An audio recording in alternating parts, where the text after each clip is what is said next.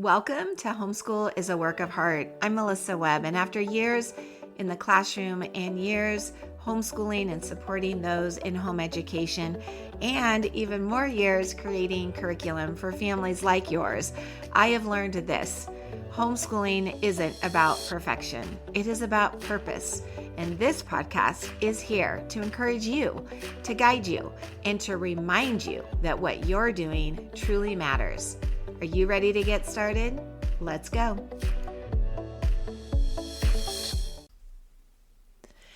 Well, hello, friend, and welcome back to Homeschool is a Work of Heart. I'm so glad you are here.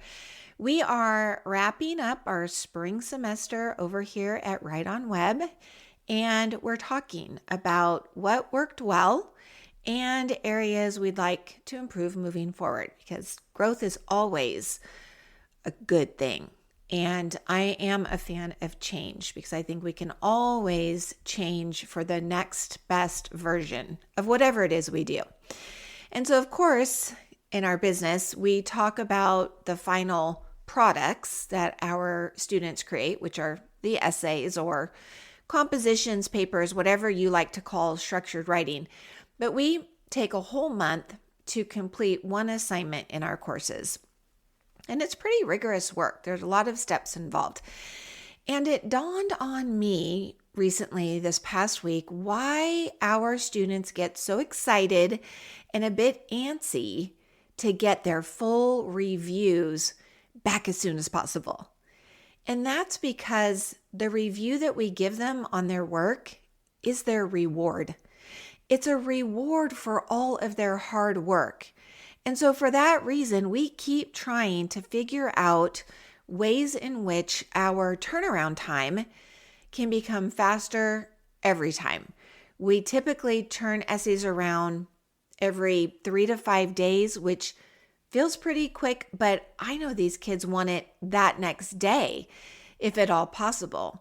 And that's because rewards motivate us, right? And the thing about rewards and consequences is that they are best served quickly. We know that when they quickly happen, when they quickly follow whatever behavior you want to encourage or maybe discourage, if there's too much time in between, you will actually lose your golden window. It needs to be quick. I found this very interesting, and I put it on a slide for our team meeting. Well, let's see if you find this stuff interesting as well. But according to an Edutopia article that I read, there is an ideal and less than ideal time to review and respond to a child's finished assignment. And they broke it into these 3 sections. And yes, this was specifically aligned with essay reviews, which is obviously what we do. So the first window is called the golden window, and it must happen within 24 hours. And what they said is that when we can return a student's work within 24 hours, you will yield the greatest learning gains. And that's because the student is going to still remember why they structured a paragraph a certain way, or why they chose specific words or sentence structures. So they will process any suggestions we give them instantly. There will be more connection still connected to their writing piece. Now, if you can't hit the golden window, the next best option is the standard limit, and that is a 48 to 72 hour turnaround. So this is the typical benchmark that's used even in professional universities.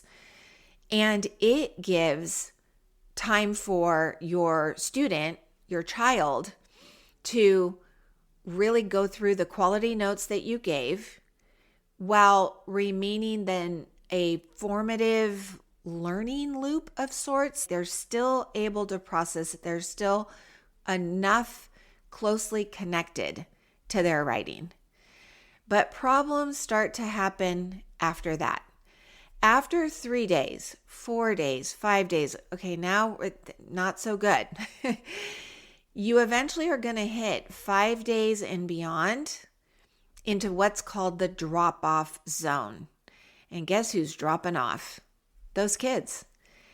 Research on student motivation shows that if an essay review takes more than a week, student motivation significantly drops. If it takes all the way up to 10 days, like a whole second week for the student views the feedback as a post-mortem critique, not a tool for growth. You lose your opportunity. So this is important to remember whenever we are rewarding our children or giving consequences. Can you remember back when you were in school, turning in a paper, could have been middle school, could have been high school, could have been college, but you turned something in that you worked hard on, only to never, ever see it again? That happened to me. I would turn something, I'd never get it back.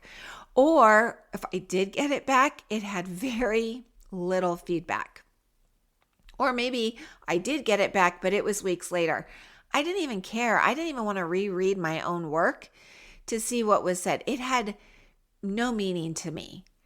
So this is important. And I did experience all of that as a student. It's not acceptable in our program. At On Webb, that is not the direction we want to go.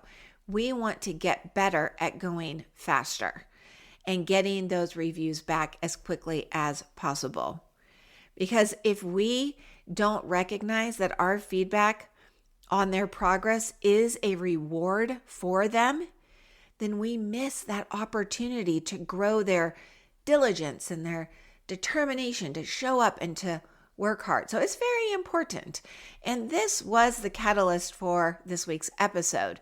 But I do want to talk about consequences as well as reward, because I think this conversation matters beyond schooling. Whether you're homeschooling or you're in a public brick and mortar, this is about parenting, because whether we realize it or not, every home with children runs on rewards and consequences already.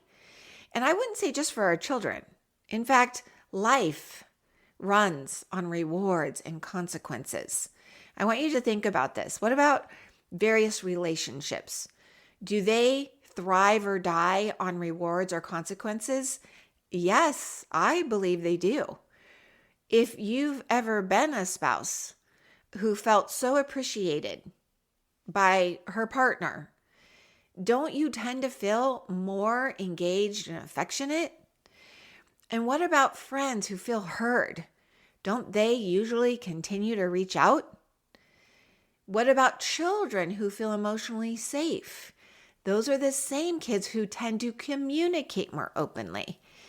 And if you reward somebody simply by smiling and saying thank you because they helped you, they opened a door, whatever, you are increasing the likelihood that they're going to continue to go into the world and help others.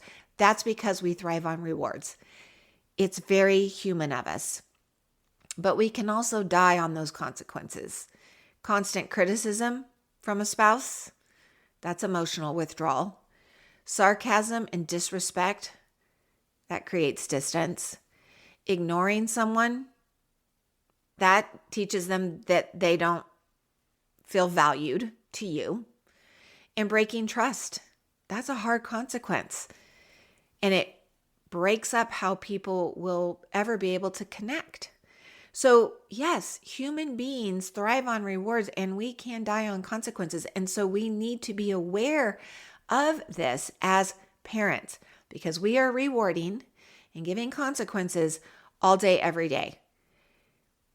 People move toward environments where they feel valued, and they will move away from environments where they feel constantly punished. So today we're going to talk about our actions. We're going to evaluate them. And I have some questions I really want you to spend some time thinking about, because we need to be asking ourselves, how much am I rewarding? How much am I giving consequences? Is it well balanced? In some parenting circles, I have heard people criticize rewards. They say things like, you know what, kids just need to learn to do things for the intrinsic reward. They criticize charts, or they say giving an allowance is a bad idea, or sticker systems are boo-hooed. But here's the thing. If rewards and consequences did not influence behavior, adults wouldn't be all excited about their loyalty points or bonuses for work or some kind of gold star credit card reward or hotel perks or airline miles. Yes, even as adults, we are highly reward driven. Again, I say it is very human of us. I think we've just renamed our sticker chart, and it comes in all of these other forms of rewards. Why would we not give these to our kids, especially while they're building positive behaviors that will hopefully become excellent habits that stick with them as adults?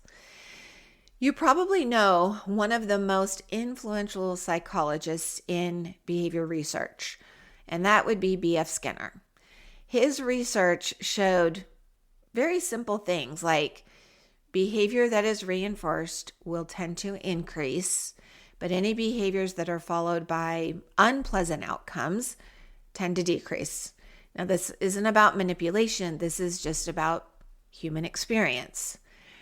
And you can think of it as many examples, but for me, I'm thinking if I exercise consistently and I'm lifting some weights and I'm feeling stronger and my clothes are feeling better and I like how I look in this tank top, I am more likely to continue, right? The behavior will be reinforced and that will tend to increase. The same is true. If I try some healthy eating plan and my weight actually goes up a pound or two, that is an unpleasant outcome. I'm probably not going to continue with that particular meal plan. So this is very basic psychology, but my point is that rewards and consequences are constantly shaping our children's behaviors too. And now I do think we have to be careful because rewards shouldn't become bribes and consequences aren't about becoming shame-filled emotional explosions. Those can damage connection, damage motivation, but there are such things as healthy rewards and healthy consequences, and that's what I really want you to think about this week. And they are part of real life, so we should be paying close attention. As I mentioned with our writing, I see this constantly.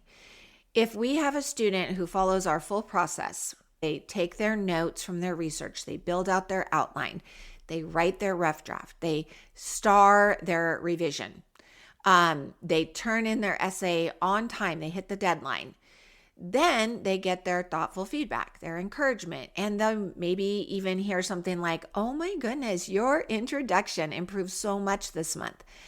That encouragement matters. That's what I'm talking about when I realize that is their reward. And the brain remembers success. So the question becomes, are you rewarding the things you see your children doing well? Or are you just expecting them to do well and you save feedback for constructive criticism? Be careful. It's all about balance.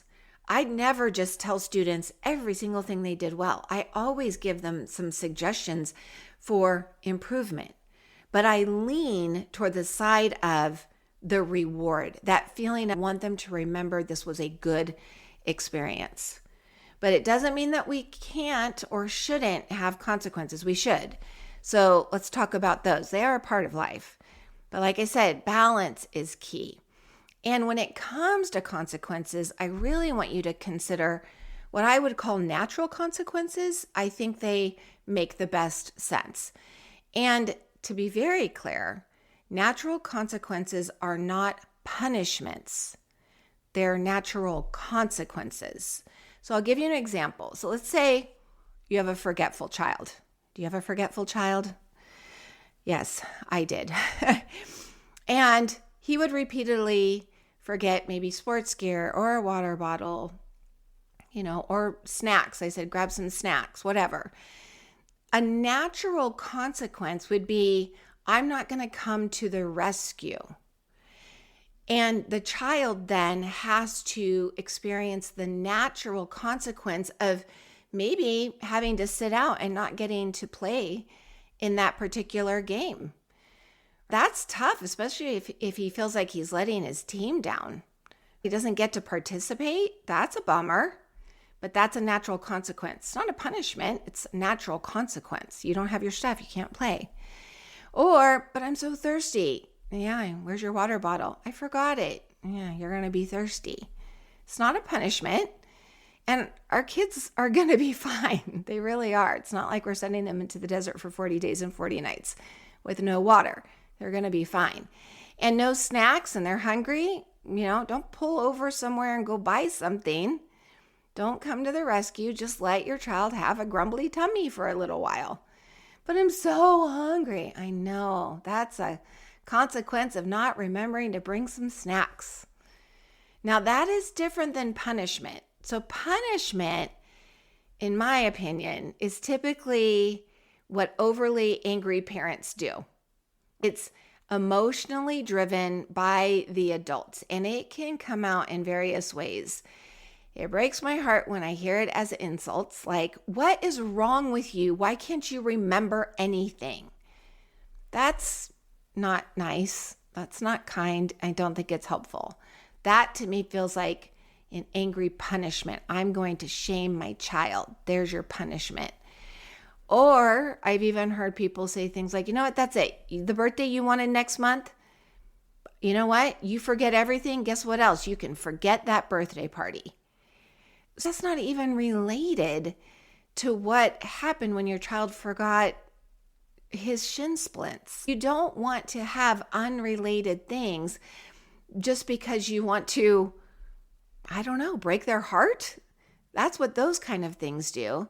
It's just not ideal. And here's the thing. We are human and we do things like this.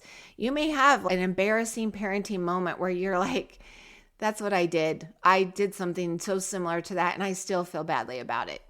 Let it go. You're human. You can also apologize. You can also choose to do better moving forward. The fact that you're listening to this today, come on. You're a winner parent. You are. You are. All right. So I like to throw out some journal questions to you. Grab your journal. Just write down the questions if you can. Otherwise, you can always come on back to this point. It's probably almost 18 minutes in at this point. So toward the end.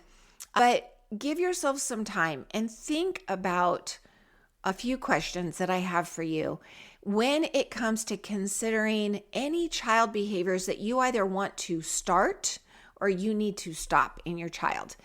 Give this some thought. Give this some time. It will make you a better, stronger parent. I promise you, it will. So let's put some thought into these things. Question number 1, I want you to write down how you reward your children for the positive behaviors, the things you want to see them do. How do you reward them? So I'll give you another example. I love examples, so I always give them. But let's just say one of the behaviors you'd like to see in your 12-year-old this summer is more maturity, okay? And this is a great conversation to have with your kids. Think about what kind of rewards you can offer when you catch that kiddo being super mature. I don't know, maybe they do something beautifully responsible like help without being asked. They just notice something, they show up, they help. Be ready. Give a positive reward. You could say something like, you know what? I see it. You are acting so mature these days. I was thinking maybe you'd enjoy a later bedtime on the weekends. Or, you know what? The next time I need to run to the store, I think you're mature enough to stay home alone. It might just be for 15 minutes. But you know your kiddos, and if you have that conversation and find out what are the things they'd love to see happen, keep that in your mind so that when you see the opportunity to get more of that behavior you'd like to see in your kids, you have a reward for those positive behaviors. But make a list of the things you already do, and then think of some things you'd like to do. All right? Question number 2. Are the consequences that you give naturally connected to the behavior you want to stop? Think of the last time you gave a consequence to your child. What was it? Write it out. Think about it. So these natural and logical consequences work so much better than any punishment ever will. Again, another example. Your child's watercoloring one morning, has all of her supplies out. And then her friend knocks on the door. Hey, you want to play? And she's like, yes, can I go play? Right away, it makes sense. No, you can't go play. Why? Let's redirect. You've got to clean up. That's a natural consequence. No, you can't play. You haven't cleaned up. And if she does run out without even asking, and now you've cleaned it up, well, then you may lose art privileges the next day. Keep your consequences short, by the way, quick and short. And remember that connected consequences teach responsibility, whereas a random punishment, that just creates confusion and even resentment sometimes. So put some thought into those consequences. The third thing I want you to consider and ask yourself is, are the rewards and the consequences that you give, go back and look at your answers for questions 1 and 2, are you pretty well balanced? If you do lean more one way than the other, which is it? Sometimes it's very normal and natural for parents to become so focused on stopping negative behavior that we lean that way. And we can forget to intentionally reinforce the positive behavior we want more of. So pay attention this week. Are you complimentary, or do you tend to be more critical? Just take some notes. This isn't about beating yourself up. It's about curiosity. Just pay attention as you go through the day. Are you saying things like, that was very kind of you. I just saw what you did. That was a really kind gesture that you just did for your sibling. Or are you constantly expecting more from your child? And you're more likely to let those things go because that's just expected to be kind. But you'll point things out like, that was rude. I don't like how you talk to your brother. Both can be true. We know that. Sometimes our kids behave in ways that make us so proud. I love those moments. I'm like, yeah, that's my kid. And sometimes they infuriate us or embarrass us. Yep, been there too. And that's what we call family. It's normal. But I want to encourage you to water the behaviors that you most want to grow. And if you're going to lean, child psychology says lean toward the reward side of things. That's important. So spend some time in your journal. Get some thoughts going. Start applying what you're wanting to see into your daily life. Have some family meetings. Have some conversations with your kids. This really will make the whole family experience so much better. At the end of the day, rewards and consequences are shaping all of us. So the real question is, are we using them wisely, calmly, consistently, relationally? Parenting our kids, these crazy kids of ours, it is not just about managing their behaviors. It's about helping them slowly develop the internal skills that they're going to need for their adult life. Things like responsibility and motivation and resilience and follow through and emotional maturity. Don't we still need to practice these things too? It's all part of life. I know I do. So I hope this encourages you.